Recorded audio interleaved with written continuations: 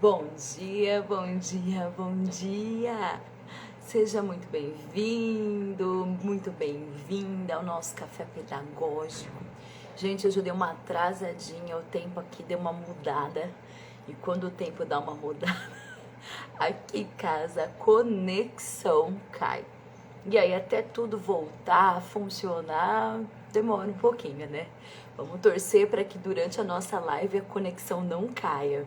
Como é que tá o tempo por aí? Tava sol e de repente escureceu. Gente do céu.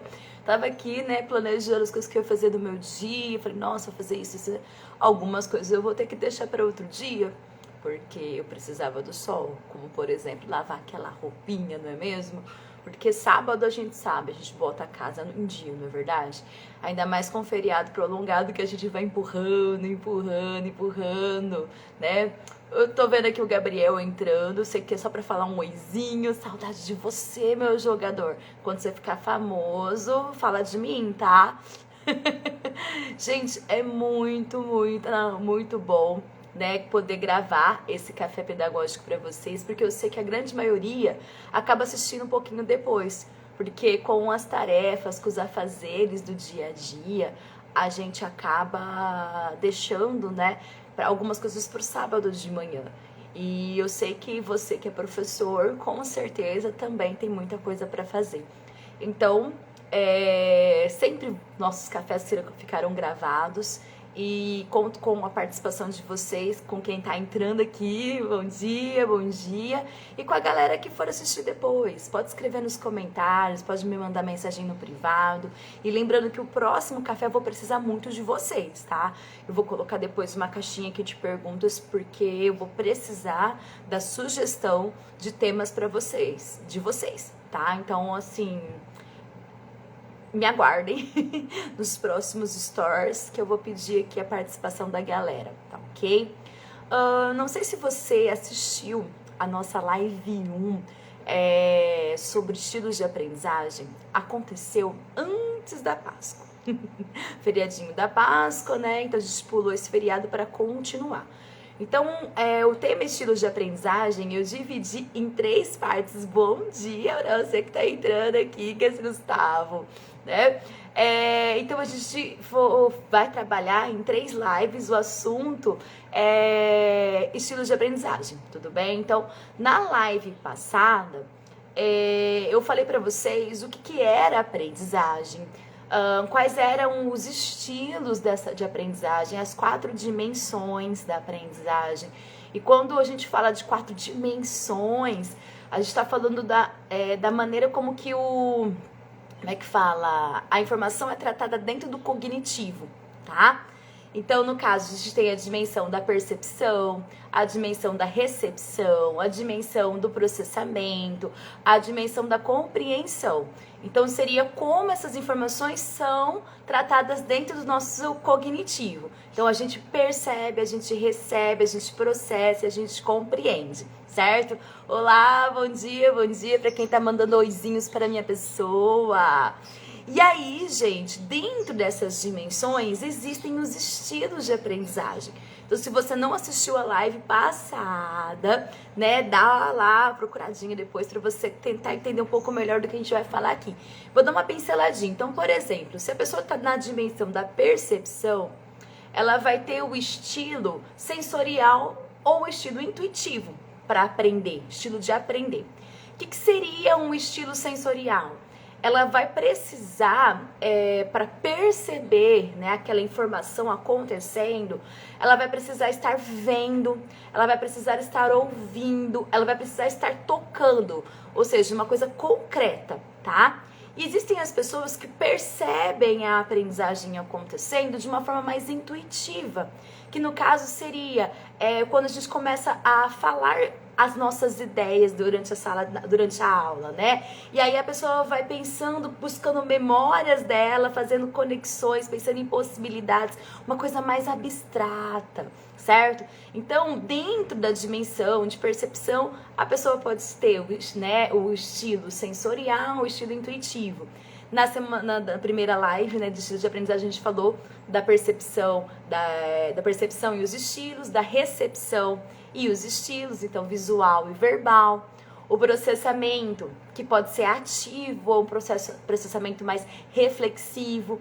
Então é aquela pessoa, na hora que está processando a informação, que precisa estar falando o tempo todo com o professor, às vezes falando até a mesma coisa que o professor acabou de falar, mas às vezes com as palavras dele, para ele poder entender que ele aprendeu. E existe aquele que fica mais introspectivo, mais quietinho, porque está refletindo durante esse processamento, certo? E, é claro, né, na compreensão, que no caso seria compreensão sequencial ou compreensão global. Tem aqueles que precisam de etapa por etapa, entender o que está acontecendo nos mínimos detalhes. E tem aquele que precisa ver o todo, porque se for por etapa, vixe, ele se perde, né? Então, na nossa live 1, que eu falei pra vocês, né, sobre os estilos de aprendizagem, eu deixei muito claro que o professor, ele vai ter que tentar, durante as suas aulas, atingir todos os estilos de aprendizagem. Então, é importante a gente criar momentos durante a nossa aula para que o aluno que tenha mais facilidade para determinado estilo consiga aprender. E assim, é muito comum o professor acabar explicando as suas aulas, preparar as suas aulas e expor as suas aulas da maneira com que ele aprende. É muito comum, porque ele aprende assim e fala, então se eu aprendi assim, eu vou passar para o meu aluno desse jeito. E não é assim, né, que acontece com todo mundo. Nem todo mundo tem o seu estilo de aprendizagem. Então, o professor ele tem que ficar muito atento nas retomadas do assunto para poder conseguir abranger esses estilos de aprendizagem diferenciados. Tudo bem? Mas assim, claro, pessoinhas, que uma pessoa ela pode ter predomínio de um ou mais estilos de aprendizagem, certo? Dentro de cada uma das dimensões. E essa combinação de estilos diferentes dentro das dimensões que a gente trabalhou na live anterior vai resultar como a pessoa aprende. Então, às vezes a pessoa aprende de um jeito matemática, mas de outro jeito história, de outro jeito geografia e assim por diante. Então, o papel, né, por exemplo, do psicopedagogo, né, do neuropsicopedagogo, quando ele vai atender uma criança, é encontrar esses estilos dentro de cada disciplina e auxiliar a criança a estudar dentro do seu estilo. Porque às vezes o professor realmente não vai expor em todos os estilos, não dá tempo às vezes. Mas o aluno em casa ele consegue estudar e dentro do seu estilo. Então a gente também tem que estar orientando isso lá na clínica, ou se for um psicopedagogo institucional, né, para os alunos da instituição. Então isso é muito bacana, a gente pensar que cada pessoinha é um ser único, que todo mundo aprende sim, mas aprende de um jeito diferente, ok? E hoje eu vou estar falando para vocês sobre os 3 domínios. Eu falei dimensões, falei estilos e vou falar de 3 domínios. 3 domínios da aprendizagem. O Aquino, gosto muito, né, de citar ele, é referência pra gente dentro da pedagogia. Ele fala então que a aprendizagem ela pode acontecer dentro de 3 domínios diferentes, certo? O Eric me mandou um oizinho, ex-aluno, maravilhoso, saudades. E assim, quais são esses 3 domínios?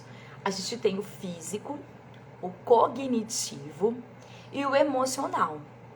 Esses 3 domínios, eles vão estar o tempo todo dentro da aprendizagem, tá? E assim, o cognitivo, ele está relacionado com como a pessoa pensa. E o cognitivo ele vai estar presente em todo momento da aprendizagem, porque é como você pensa. Mas o físico e o emocional, eles estão ali, ó, para poder ajudar ou atrapalhar a aprendizagem. Como você pensa vai depender do seu estado emocional. Como você pensa vai depender do seu estado físico. Como o seu aluno pensa, vai depender do estado emocional que ele está. como o seu aluno pensa, vai depender do estado físico em que ele está. E vamos lá, gente. Nós sabemos, né, que o físico, nesse momento, está ligado com os 5 sentidos, tá? A visão, a audição, o olfato, o paladar e o tato. E o ser humano, ele escolhe qual que é a maneira que ele prefere para coletar as informações. Gente, isso é muito mágico, a gente pode escolher, né? A maneira como que a gente vai estar aprendendo. E você precisa identificar, e o seu aluno precisa identificar qual que é a maneira melhor para ele na parte física. Então, assim, tem aquele que precisa ver. Então, ele vai estar, né, lendo, escrevendo, não é? Tem aquele que precisa escutar. E tem aqueles, então, que vão buscar aí videoaulas, que, claro, vão ter a parte da visão, mas às vezes ele vai ficar mesmo só escutando, ou vai gravar aquilo que ele, né, estudou. Então, ele vai ler aquele texto gravando, e aí depois ele vai ficar escutando, porque ele vai aprender melhor escutando. Tem aquele que vai aprender mesmo manuseando, então escrevendo, fazendo algum experimento, recortes, jogos, onde ele está interagindo, certo? Então, essa é a parte física, é o aprender, né? Usando os sentidos. Paladar também, né, gente? Delícia. Bom, e aí, uma pessoa que vai, né, estar ali dentro do seu domínio emocional para poder aprender, que eu falei para vocês que são 3, né? Então, é o físico, cognitivo e emocional. O cognitivo sempre está acontecendo, que é a forma como a gente pensa, certo? Então, a gente vai estar organizando os nossos pensamentos ali. Tem gente que se organiza fazendo mapas conceituais, resumos, cartelinhas com perguntas e respostas. Então, é como ele vai estar organizando esse pensamento. Mas a gente sabe que o físico e o emocional estão ligados ali. E nessa parte do emocional, que eu quero que você tenha muita atenção. Porque a gente tem o emocional, psicológico, que vai, né? E a parte do fator fisiológico. Os fatores internos, eles vão estar influenciando a capacidade de aprender. Por exemplo, fome. Você já tentou estudar com fome? Com sede? Ou doente? Fisiológico. O seu corpo está pedindo. E com vontade de fazer xixi. E aí, né, às vezes a gente tá dentro de uma sala de aula com várias situações e várias realidades que a gente não tem noção. Tem criança que não toma café de manhã. Então, talvez lá entre final da primeira aula e segunda aula ele vai estar com fome. Tem criança que não tem nem comida em casa. Sede. É sempre bom orientar eles todos, levarem garrafinha d'água, né? Por quê? Porque enche essa garrafinha d'água no início da aula, no início, né, do período. E se ele tomar uma garrafinha de 500 ml... Gente, tá um vento aqui. Se ele tomar uma garrafinha de 500 ml e até o intervalo, e depois uma outra de 500 ml até a hora de ir embora, ele tomou 1 litro. Né? Então ele vai estar mantendo o seu corpo hidratado, e a gente sabe que a água ela é importante sim para todos os funcionamentos do corpo. Então a sede vai atrapalhar o aprendizado. Doença, claro, nosso corpo vai estar aí tentando se defender, se reestruturar, e a gente está tentando, né, pensar e estudar. Não é fácil. E por isso que eu sempre falo, gente, prova não tem que ser a única forma de avaliar um aluno. Porque às vezes naquele dia ele não está bem fisiologicamente, certo? Então esses fatores que estão relacionados com o fisiológico, eles podem, né? São fatores internos e que vão interferir no emocional ali na hora, tá? E aí, existe fator interno também psicológico. O fator interno psicológico seria medo, insegurança, ansiedade. Esses dias eu estava com uma aluninha que ela entrou na minha sala e falou assim: professora, eu preciso conversar com você. E ela chorava aos prantos porque os pais são separados e ela tinha levado uma ocorrência e a mãe tinha falado que ela não ia deixar a menininha passar o final de semana com a família, com o pai, né? Porque ela tinha, né, levado essa ocorrência. Aí você para e pensa: poxa, como que ela vai assistir minha aula? Professor, eu amo muito meu pai, não quero ficar sem ver ele. E aí? Acolhe, né? Conversa e fala pra ela que essa situação vai ser resolvida de algum jeito e que aquele momento ali você não tem que fazer, não tem mais o que fazer, certo? Tem coisas que não estão ao nosso alcance. E ansiedade, viagem que vai acontecer, uma ansiedade porque tem uma prova. Gente, vocês já deram uma aula? Quem é professor de Fundo 2, ensino médio, que a prova é da próxima aula.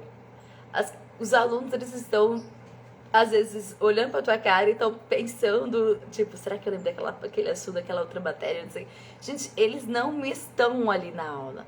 Aulas que são antes das provas, ainda mais que não é da sua disciplina, eles não vão estar 100% ali, eles estão ansiosos.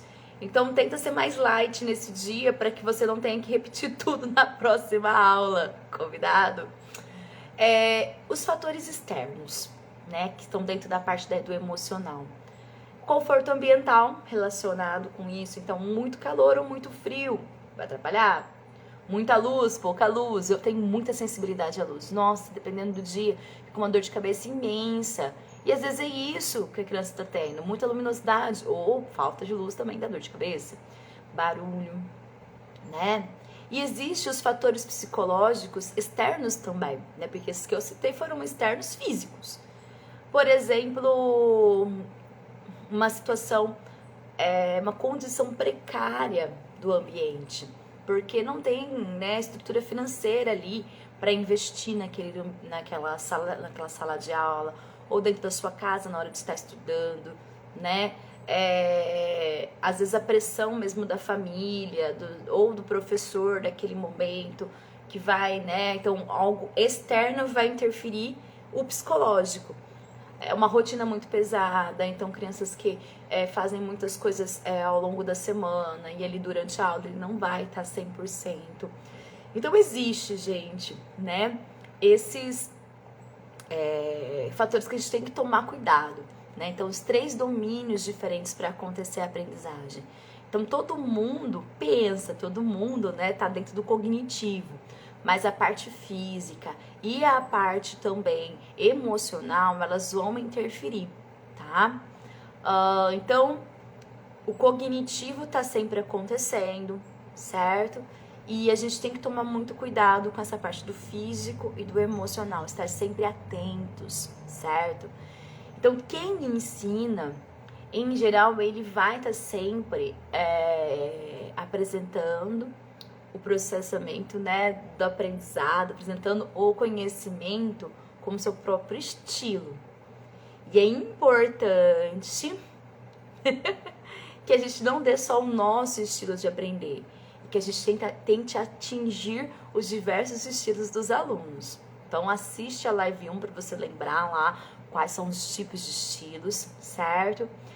E como o Abraham tem, ele diz assim: cabe ao professor atentar para adequar os estilos de ensino, de aprendizagem de seus alunos, e não apenas aos seus próprios estilos de aprendizagem.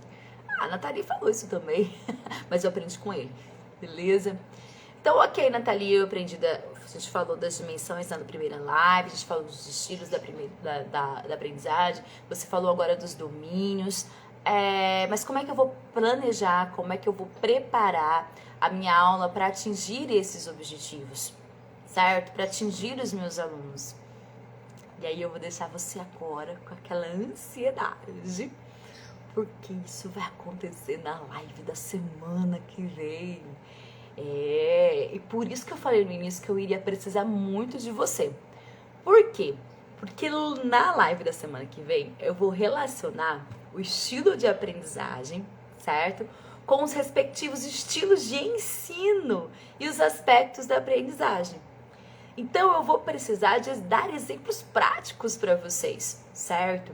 E para dar esses exemplos práticos eu preciso de temas, de conteúdos, para a gente poder aplicar o que eu vou estar falando na teoria. Então, por exemplo, você quer um tema específico de história.